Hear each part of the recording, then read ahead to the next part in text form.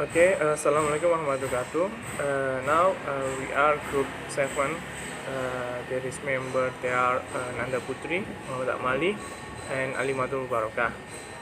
Now we will discuss about individual different in language in second language acquisition.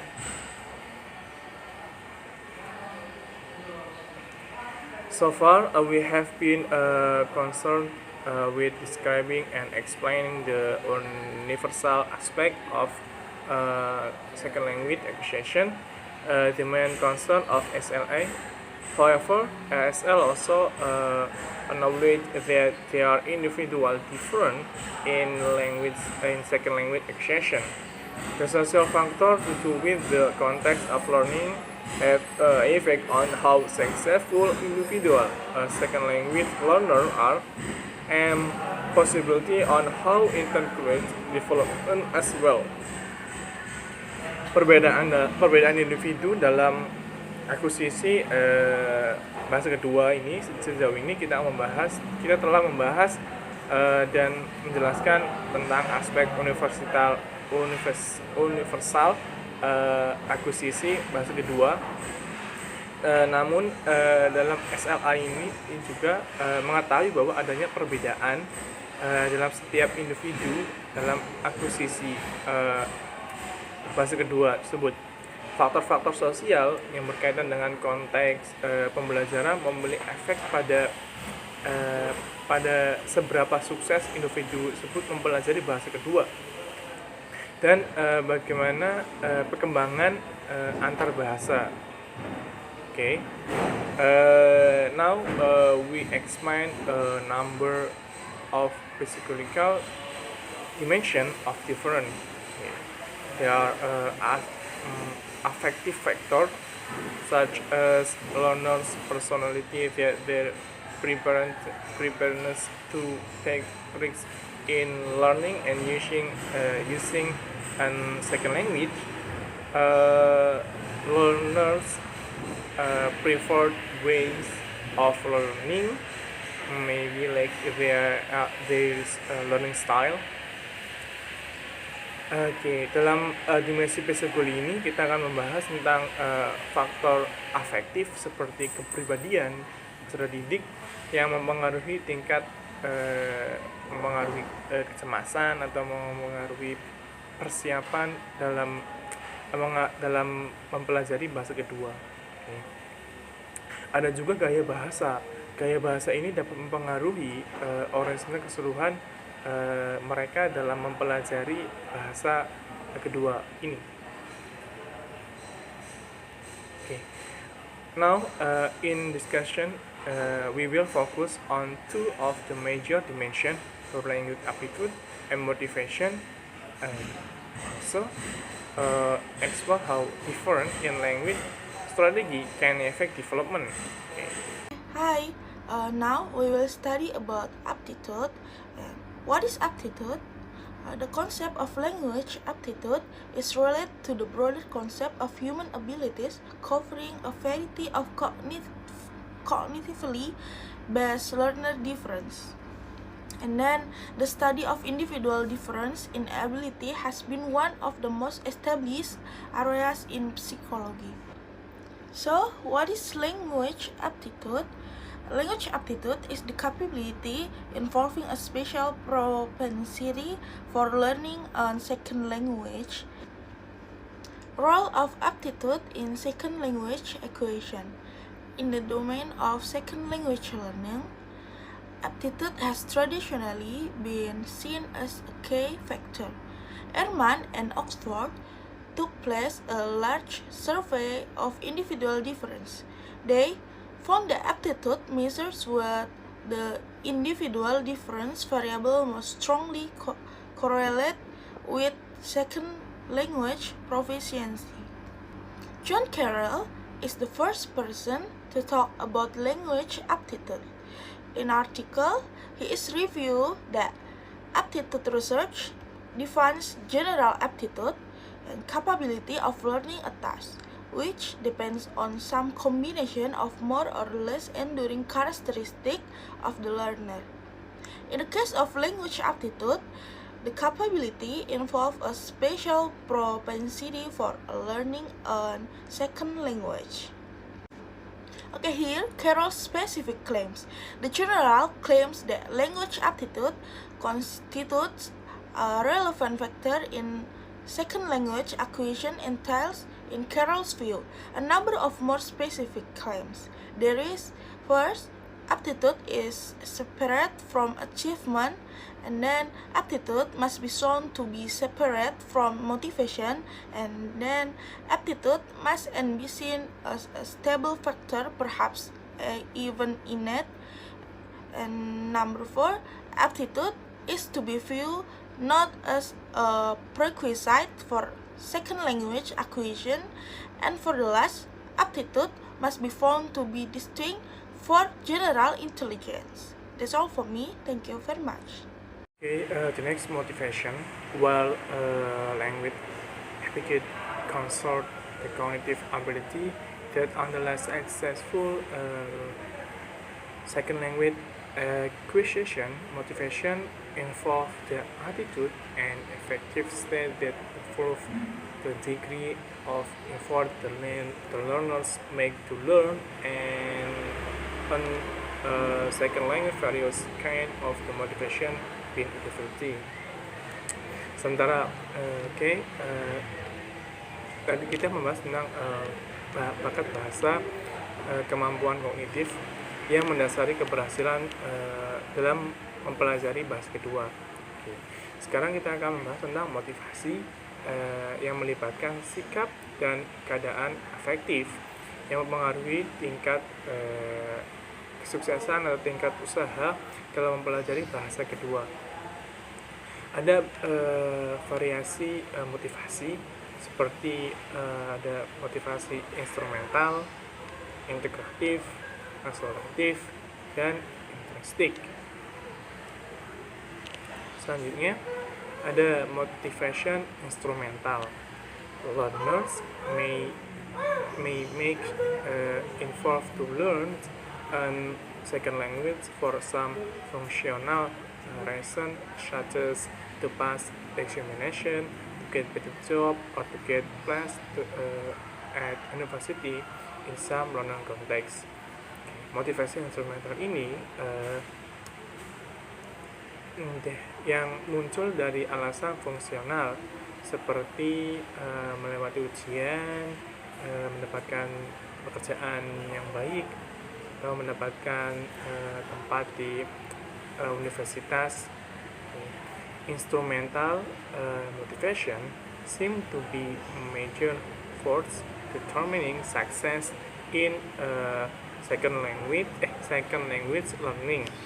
For example, in setting where learners are motivated to learn and second language because it open up educational and economic opportunity for them. Motivasi instrumental ini dipandang sebagai yang paling utama atau yang paling banyak mensukseskan pembelajaran second language seperti pelajar termotivasi untuk belajar bahasa kedua untuk kebutuhan edukasi atau untuk meningkatkan ekonominya. Selanjutnya ada integrative motivation.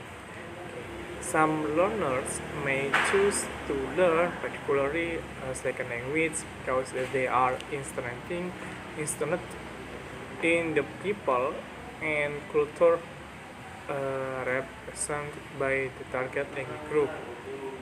This skill to learn language in order to communicate with people from another culture who use that language. Jadi integrative motivasi ini muncul ketika pelajar atau seorang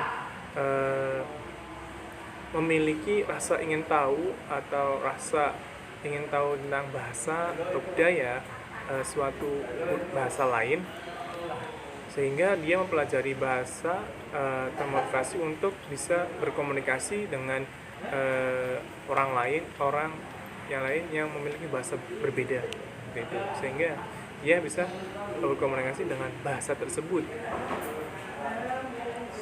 Selanjutnya ada resultative motivation. The motivation that become the peak of achievement, learning outcome, while achieve success in the material being studies, that is, learns who experience success in learning may become more or in some context less motivation to learn. Jadi motivasi resultatif ini muncul ketika seorang pelajar itu telah menguasai materi yang dipelajarinya. Ini akan menimbulkan reaksi, dia akan lebih termotivasi untuk mempelajari bahasa tersebut, atau dia akan kurang termotivasi untuk belajar tersebut. Selanjutnya ada intrinsic motivation. Some learner situation may not be learned material reason for learning and second language that are crucial in determining their motivation. Indeed, it's possible that many learners don't hold distinct attitude, positive or negative, toward the target language group. Such is probably the case with many foreign language learners. It does not follow, however, that such learners are unmotivated. They may find the kind of learning tasks they are asked to do intrinsically motivating.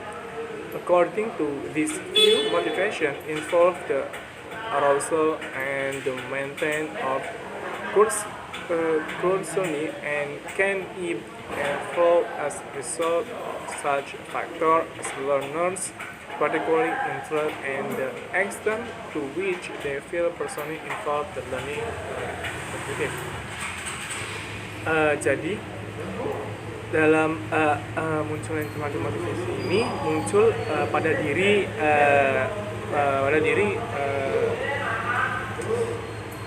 pelajar tersebut. Jadi ini dalam proses intrinsic ini motivasi berasal pada diri sendiri, sehingga kita tidak bisa mengecap dia pelajar tersebut tidak termotivasi dalam pelajaran atau dalam materi yang diajarkan. Materi dan pembelajaran ini bisa menarik motivasi student, bisa menarik atau tidak motivasi student, tergantung tentang pembelajaran atau materi yang disampaikan oleh guru tersebut. Motivation is a clearly highly complex phenomenon. Learning can be both integrative and instrumentally motivate at one and the same time. Motivation can result from learning as well as cause it. Furthermore, motivation is dynamic in nature. It is not something that learners has or does not have, but rather something that varies from one moment to the next depend to learning content of the text. Motivasi sendiri merupakan suatu fenomena yang kompleks. Pelajar dapat menggabungkan motivasi integratif dan instrumental pada waktu bersamaan. Motivasi kan dapat muncul ketika dalam belajar atau penyebab belajar. Motivasi ini bersifat dinamis, sehingga bukan sesuatu yang dimiliki atau tidak dimiliki oleh suatu pelajar tersebut, akan tetapi bersifat step by step. Jadi motivasi ini bersifat berjalan seperti itu. Hari ini motivasi, mungkin besoknya tidak motivasi, besoknya lagi motivasi, seperti itu. Jadi motivasi sifatnya berjalan seperti itu. Hello everyone, I'm Alimatul Baroka. I will continue the presentation, and the last material is learning strategies. Learning strategies are the particular approaches of the part technique that learners include to try to learn alternative. So they can be behavioral. The example is using linguistic or situational context to interact with the meaning of the word. So there are three different kinds of learning strategies that have been identified. The first one is cognitive strategies. Cognitive strategies are those that are involved in the other analysis synthesis or transformational of learning material. For example, is recombination, which involve constructing a meaningful sentence by recombining noun element of the second language in new way. The second one is metacognitive strategies. Metacognitive strategies are those involved in planning, monitoring, and evaluation. Learning is selective attention, where make a conscious decision to attend the particular aspect of the input. And the last one is social and affective strategies. These strategies concern the way in which you learn entities to interact with other speakers. For the example is questioning for clarification. For example is asking for a petition, paraphrase, or an example. So one way to investigate how to good language learner, we try to learn those involved identifying learners who have been successful in learning second language and interviewing them to find out the strategies that work that correct them. So one of my findings studies that successful language learner pay attention to both trauma and meaning. So I think that's all for our material for today. So thank you for your attention, and wassalamualaikum warahmatullahi wabarakatuh.